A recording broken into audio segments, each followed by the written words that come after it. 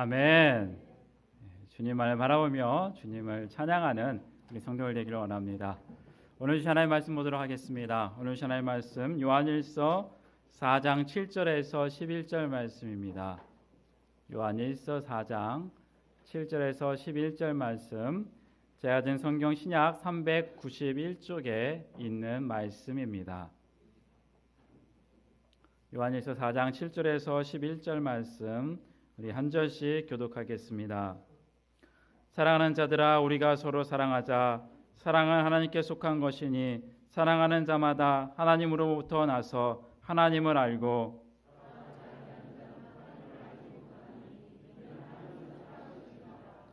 하나님의 사랑이 우리에게 이렇게 나타난 바 되었으니 하나님이 자기의 독생자를 세상에 보내심은 그로 말미암아 우리를 살리려 하심이라.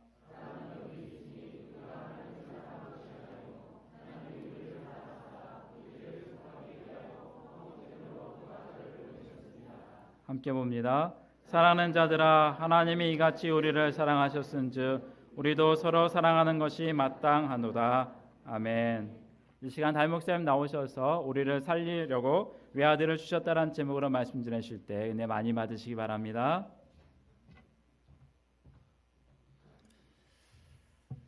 오늘 본문의 말씀은 하나님의 사랑이 우리에게 어떻게 나타났는지 가르쳐주고 있습니다. 하나님의 사랑이 어떻게 나타났습니까? 외아들 예수 그리스도를 이 땅에 보내셔서 우리의 죄를 다 짊어지고 십자가에 못 박혀 몸을 찢고 피를 흘리게 하셨습니다. 하나님이 그 아들을 통해서 하나님의 사랑을 나타내 보여주신 것입니다. 그러므로 우리는 십자가를 바라볼 때 그냥 예수님이 달려서 고난당하신 그것만 가슴 아파할 일이 아니라 하나님의 사랑이 그곳에서 강물처럼 흘러 넘치는 것을 볼 수 있어야 합니다. 하나님께서 죽음에 처한 우리들을 살리기 위해서 그 아들 예수님을 십자가에 못 박고 우리의 모든 죄의 빚을 청산하시고 생명을 구원을 주셨습니다. 하나님이 나를 정말 사랑하실까 하는 의문이 들면 십자가를 바라보십시오. 우리가 하나님 저를 아직도 사랑하십니까? 라고 하나님께 묻는다고 하면 하나님께서는 이렇게 대답하실 거예요. 십자가를 바라봐라. 하나님의 우리에 대한 사랑의 증거가 갈보리 십자가에 있습니다. 우리에게 퍼부어 주신 하나님의 사랑은 이론이 아닙니다. 현실적이고 증명된 사랑이에요. 하나님의 사랑은 갈보리 십자가 위에서 증명된 사랑입니다. 원수들이 고개를 흔들면서 내가 만일 하나님의 아들이거든 자기를 구원하고 십자가에서 내려와 봐라 그렇게 조롱을 했지만 예수님은 하늘과 땅의 모든 권세를 가진 하나님의 아들이심에도 불구하고 그 조롱을 받고도 묵묵히 끝까지 십자가에 매달려 계셨습니다. 주님이 능력이 없어서 권세가 없어서가 아니라 우리를 사랑하기 때문에 그 사랑이 십자가에 끝까지 매달리게 한 것입니다. 미국의 한 아파트에서 대형 화재가 발생을 했습니다. 그 화재로 수많은 사람들이 죽었는데요. 그런데 그 수많은 죽음들 중에 보는 이들의 마음을 유독 아프게 하는 것이 있었습니다. 주민들이 그 아파트에 불이 났을 때 저 안에 엄마와 아기가 있다라는 이야기를 소방대원들에게 알려주었다 그래요. 그러나 소방대원들이 그 안에 수색을 해도 그들을 찾을 수가 없었습니다. 불길이 다 잡히고 난 다음에 그 아기와 엄마가 욕실에서 화장실에서 발견이 됐습니다. 그런데 놀랍게도 아기가 살아 있었던 거예요. 그 이유는 그 아기를 물이 있는 그 변기 속에다가 집어넣고 엄마가 그 변기 위를 덮고 타 죽었기 때문인 것이죠. 자녀를 향한 부모의 사랑이 이런 것이죠. 오래전에 들은 이야기입니다. 어느 친구지간에 있는 목사님 두 분이 있었는데 그 중에 한 분은 아들이 무려 5이나 있었습니다. 그리고 다른 한 분은 딸 하나밖에 없었어요. 두 분이 만나서 서로 자식 이야기를 하다가 한 분이 어이 친구 자네는 아들이 5이나 되니 우리 집에 양자 하나 보내지 그렇게 이야기를 했어요. 예전에는 뭐 그런 일들이 흔히 있었던 시절이죠. 그랬더니 다른 분이 뭐 그러지 뭐 하고 쉽게 대답을 했답니다. 별 생각 없이 약속을 하고 나서 집에 와서 고민이 되더래요. 방에 아이들 5이 쪼로록 누워서 그렇게 자고 있는데 이 중에 어떤 아들을 친구에게 양자로 보내야 되나 그렇게 생각을 해봤대요. 장남? 안 되지. 이 장남은 첫사랑이고 상속자인데. 둘째, 5 아들 중에서 제일 똑똑하고 장래가 촉망되는 아들인데 안 되지. 셋째, 이 아이는 5 중에서 나를 제일 닮은 아들인데 안 되지. 넷째, 이 아이는 제일 약해서 밤낮 병치레를 하는 아이인데 불쌍해서 안 되지. 막내, 이 귀염둥이를 절대로 안 되지. 아들이 5이나 되는데도 하나도 줄 수가 없더랍니다. 이 목사님이 그날 밤에 요한복음 3장 16절 말씀이 생각나더래요. 하나님이 세상을 이처럼 사랑하사 독생자를 주셨으니. 아들이 5이나 되어도 그 중에 하나도 줄 수가 없는데 내 몸이 불 속에 타 들어가도 지켜주고 싶은 것이 내 자식인데 하나님은 우리를 살리기 위해서 외아들을 십자가에 죽도록 내어주셨습니다. 그러므로 하나님께서 외아들을 이 땅에 보내신 것은 하나님께서 우리를 사랑하심을 보여주는 가장 큰 증거가 됩니다. 죄로 말미암아 영원히 죽을 수밖에 없는 우리를 살리려 독생자를 우리를 위해 보내주셨습니다. 오늘 본문 말씀에 보면 특별히 화목제물로 보내셨다 그럽니다. 화목제물이라는 것은 말 그대로 그 제물로 말미암아서 관계가 회복이 되는 제물이에요. 하나님께서 화목제물로 돌아가신 예수님의 피를 보고 우리를 용서하셨습니다. 그래서 우리와 하나님 간에 원수되었던 그 관계가 다시 회복이 된 것이죠. 그런데 놀라운 것은 죄를 지은 우리가 화목 제물을 준비한 것이 아니라 오히려 죄를 용서하시는 하나님께서 화목 제물을 준비하셨다는 거예요. 그리고 친히 우리와 화목하기를 원하셨습니다. 이것이 하나님 아버지의 크고 놀라운 사랑, 말로 형용할 수 없는 사랑인 것이죠. 로마서 5장 8절에 우리가 아직 죄인 되었을 때에 그리스도께서 우리를 위하여 죽으심으로 하나님께서 우리에 대한 자기의 사랑을 확증하셨느니라 그랬습니다. 하나님이 먼저 우리를 사랑하셨습니다. 그러므로 우리는 사랑하면서 살아야 합니다. 하나님께서 나를 먼저 사랑하셔서 외아들을 주기까지 사랑하셨기에 그 사랑을 받은 나도 사랑하면서 살아야 합니다. 우리가 사랑하며 살 때 사람들은 우리를 보고 하나님이 어떤 분이신가 하는 것을 알게 됩니다. 우리 하나님은 사랑이시기 때문에 하나님의 계명도 사랑하라는 것입니다. 마음을 다하고 뜻과 목숨을 다하여서 하나님을 사랑하고 또 이웃을 내 몸과 같이 사랑하라 하셨습니다. 그래서 로마서 13장 10절에 사랑은 율법의 완성이라 그랬습니다. 예수님은 제자들에게 이렇게 말씀하셨어요. 새 계명을 너희에게 주노니 서로 사랑하라. 내가 너희를 사랑한 것 같이 너희도 사랑하라. 너희가 서로 사랑하면 이로써 모든 사람이 너희가 내 제자인 줄을 알리라. 예수님의 제자들의 특성은 사랑입니다. 사랑의 열매를 맺을 때 우리는 그리스도의 제자임이 드러나게 됩니다. 사랑할 줄 아는 사람이 예수님의 제자인 것이죠. 그러므로 우리 교회도 교인 수가 늘었다고만 기뻐할 일은 아닙니다. 교회가 사랑으로 소문이 나야 합니다. 그것이 진짜 부흥입니다. 우리들 각자도 사랑으로 소문이 나야 됩니다. 그래야 진짜 예수 믿는 사람이고 예수님의 제자인 것이 증명이 되는 것입니다. 사랑 중에 최고의 사랑은 무엇일까요? 생명을 살리기 위해서 헌신하는 사랑입니다. 오늘 본문 말씀에 하나님이 자기의 외아들을 세상에 보내신 것은 우리를 살리려 하심이라 그랬습니다. 예수님이 이 세상에 오신 것은 우리의 생명을 살리려고 오신 것입니다. 사람을 살리는 일은 하나님의 아들을 내어 주실 만큼 하나님의 가장 큰 관심사이고 중요한 일입니다. 하나님의 사랑은 사람 살리는 것으로 나타났습니다. 제 제자 중에 항공우주공학을 전공하고 공군의 전투기 조종사로 10년을 있다가 전역한 다음에 대한항공 조종사로 있는 제자가 하나 있습니다. 저희 집 아이가 학교 숙제, 직업 인터뷰 이런 거 해야 된다고 조종사하고 좀 인터뷰를 하게 해달라고 해서 제가 소개를 해줬는데, 저희 집 아이가 질문을 하고 그 조종사 제자가 답변한 것을 읽다 보니까 이런 내용이 있더라고요. 질문: 일하면서 겪은 에피소드 한 토막 들려주세요. 답변: 불과 3일 전 일입니다. 베트남 호치민 공항에서 인천 공항으로 오는 도중에 대만 부근에서 객실 승무원으로부터 긴급 연락이 왔습니다. 한 승객이 호흡이 멈추었다는 것입니다.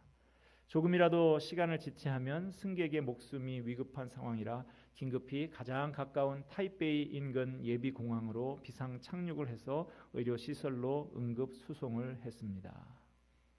긴급 항로 변경을 한 것이죠. 땅콩 때문에만 하는 줄 알았더니 그렇지 않은 것 같아요. 이런 경우에 오히려 이륙한 지 얼마 되지 않았을 경우에가 문제가 된다는 이야기를 들었습니다. 장거리 운항을 위해서 비행기에 기름을 가득 채우는데 그 기름을 가득 채운 비행기는 너무 무거워서 착륙을 하기도 어렵고 위험하다고 그래요. 그래서 응급 상황이 되면 비상 착륙을 하기 전에 비행기를 가볍게 한답니다. 어떻게 합니까? 그저 바다 위에서 기름을 항공기 밖으로 내버리는 거예요. 착륙에 필요한 최소한의 기름만 남겨놓고 그렇게 비행기가 내리는 것입니다. 항공유가 얼마나 비싼지 여러분 아십니까? 수천만 원어치 기름을 그냥 바다에다 내던지는 거예요. 수많은 승객의 일정을 포기하고 수천만 원의 돈을 바다에다 내던지더라도 가장 중요한 것은 한 사람의 생명을 구하는 것이 더 중요하다 하는 것이죠. 천하보다 귀한 것이 생명입니다. 예수님께서 말씀하시기를 사람이 만일 온 천하를 얻고도 제 목숨을 잃으면 무엇이 유익하리요? 사람이 무엇을 주고 제 목숨을 바꾸겠느냐 말씀하셨습니다. 생명 살리는 일과 관련해서 제가 한 두 가지 말씀을 드리고자 하는데요. 우리 교회에서 연세가 제일 많이 드신 여성들이 소속된 기관이 일여전도회인데요. 일여전도 회원이 되시려면 만 68세 이상이 되셔야 됩니다. 대부분 다 70이 넘으신 할머니들이죠. 여러분, 이 나이대 할머니들이 평소에 뭐 하시면서 지내실까요? 제가 주변 경로당 이런 데 다녀보면 대개가 화투, 윷놀이 그런 거 보통은 그렇게 하면서 지내요. 그런데 그렇게 생활하지 않는 분들이 계십니다. 여러분, 이거 한번 보여드리려고 제가 가지고 왔는데 이게 뭘까요? 예? 장갑. 작아서 이게 장갑처럼, 벙어리 장갑처럼 보일 수도 있는데 털모자입니다. 예쁘게 든 털모자죠. 털모자는 털모자인데 이렇게 작은 모자를 이거 장갑 비슷하게 생긴 거를 이거 누가 쓸 수 있겠어요? 이게 어디에 쓰는 털모자냐? 저개발 국가에서 신생아들이 태어나서 그 난방이 제대로 안 되고 하니까 얼어 죽는 아이들이 그렇게 많이 있다고 합니다. 그런 아이들에게 이 털모자, 자그마한 털모자 하나씩만 씌워줘도 생명을 살리는데 큰 도움이 된다고 그래요. 그래서 요즘에 우리 교회 할머니들하고 우리 교회 권사님들이 주축이 된 우리 교회 옆 경로당 할머니들이 대바늘을 들고 뜨개질을 하기 시작을 했어요. 그리 오래 남지 않은 우리네 생명, 쓸데없는 일만 하면서 소모적으로 살다가 갈 것이 아니라 다음 세대들의 생명을 살리는 이런 의미 있는 일을 하다가 가자, 이렇게 결심을 하셨답니다. 얼마나 장해요. 할머니들이 얼마나 열심히 뜨개질을 하시는지 이 일을 시작한 지 얼마 되지 않았는데 벌써 300개 이상의 털모자를 뜨셨다고 그래요. 그 소식을 듣고 제 마음이 얼마나 기쁜지 제가 상 드리겠다고 그랬어요. 우리 교회에다가 전시를 하자. 쫙 할머니들이 뜬 이 털모자를 전시를 해서 가장 예쁘게 뜨신 분도 제가 상을 드리고 가장 개수를 많이 뜬 사람도 상 드리고 내가 상 드리겠다고 그랬더니 한사코 마다하면서 벌써 상당량을 해외로 보내셨더라고요. 그래서 제가 우리 권사님들 응원하고 격려해 드리려고 이렇게 견본품을 이렇게 가지고 온 거예요. 생명을 살리는 일에 헌신하는 이 할머니들에게 제가 마음속으로부터 칭찬을 드리고 박수를 드리고 싶습니다. 우리 한번 박수 한번 할까요?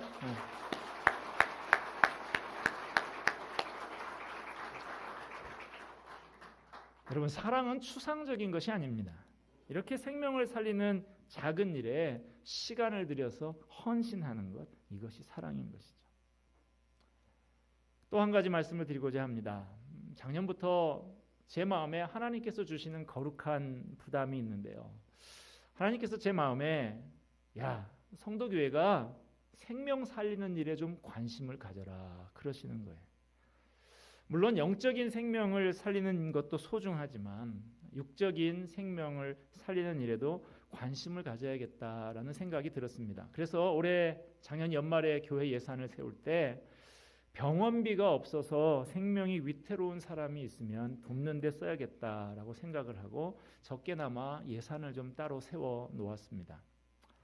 그런데 지난주에 갑자기 우리 유초동부 지도하시는 윤재덕 전도사님의 어머니께서 급성 간부전으로 생명이 위독한 상태에 이르게 됐습니다.